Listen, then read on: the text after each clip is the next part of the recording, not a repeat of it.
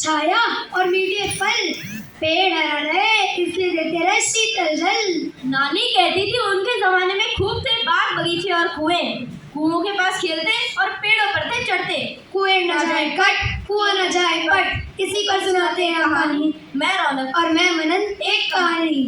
गांव में रामधन को सब जानते थे, क्यों न जाने भाई। उस जैसा सीधा साधा और मेहनती किसान कोई को ही मिलता था। उसके पास 20 बीघा जमीन थी। जमीन तो दूसरों किसानों के पास उससे ज्यादा थी, पर फसल सबसे अच्छी रामधन की उगती थी। कुछ लोग इसका श्रेय उसकी समझदारी को, तो कुछ लोग इसका श्रेय उसके खेतों के बीचों बीच बने कुएं को देते थे। हाँ, उसके पास था ठंडे मीठे पानी का एक कुआं, उसके पास था एक आम का वृक्ष। रामधन इसी कुएं के पानी से सिंचाई करता था और पीने के लिए भी दे देता था। रामधन कभी किसी को मना नहीं करता था, लेकिन अगर कोई उसके आम के वृक्ष से फल तोड़ता था तो वह उसे बहुत डांटता था। समय के साथ साथ रामधन बूढ़ा हो गया। रामधन के 2 बेटे थे, श्यामधन और राजधन। दोनों जवान हो गए थे। उन्होंने खेत संभाल लिया। रामधन के चले जाने के बाद दोनों कुछ दिन तो साथ रहे, फिर दोनों में मनमुटाव हो गया। दोनों ने अलग अलग रहने का और खेत बंटवाने का फैसला किया। पटवारी को बुलाकर जमीन नपवाई गई।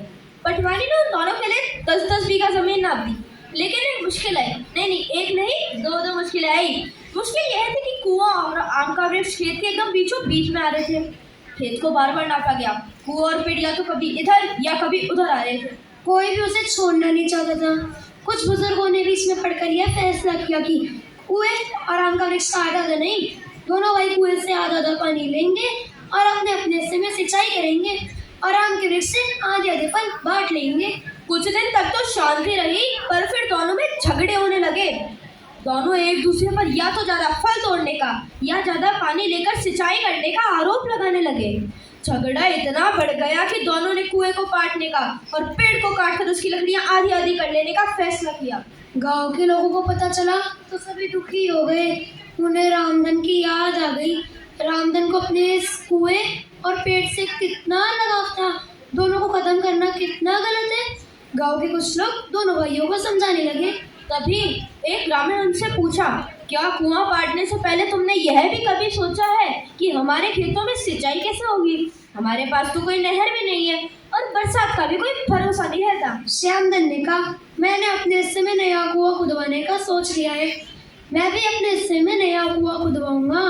राजधन ने कहा, चलो दोनों भाई किसी एक बात पर तो सहमत हुए। एक ग्रामीण ने उनका मजाक उड़ाते हुए कहा। तभी उनका एक खेत पड़ोसी बोल पड़ा, मैं बरसों से इस कुएं और पेड़ को देखता आ रहा हूँ। मुझे इनसे लगाव हो गया है। इन्हें बचाने का एक उपाय है। इस पर से दोनों भाई अपना हक छोड़ दो और इसे पूरे गांव का मानकर पंचायत को सौंप दो। श्यामधन ने कहा, इस कुएं तक पहुंचने के लिए मेरी जमीन से रास्ता जाता है। मैं तो अपनी जमीन से किसी को नहीं जाने दूंगा। राजधन ने भी यही बात कही तो पहले वाला ग्रामीण फिर बोल पड़ा, लो इस बात पर भी दोनों एक मत है। फिर वह खेत पड़ोसी फिर बोल पड़ा, दोनों भाई लोगों को रास्ता दे देंगे। उनके खेत के बीच में जितनी जमीन जाती है मैं अपने खेत से दोनों भाइयों को जमीन दे दूंगा। इस पर कोई नहीं बोला। कुछ पंच खड़े होकर बोले, श्यामधन और राजधन, तुम दोनों इस पर विचार कर आना। हम सब कल फिर आएंगे। हम सब तो यह चाहते हैं कि कुआं और आम का पेट बच जाए। तुम्हारे खेत पड़ोसी ने तो इसके लिए अपनी कीमती जमीन देने का भी वादा किया है। घर जाकर अपनी पत्नी और बच्चों को आज की सारी बात बताई।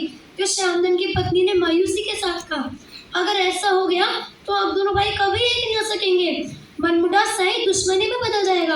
वहीं राजसंघ के बच्चों ने जैसे ही ये सुना तो वह बोल पड़े, यानी कि अब हम ये नहीं कह सकेंगे कि कुआं और आम का वृक्ष हमारा है।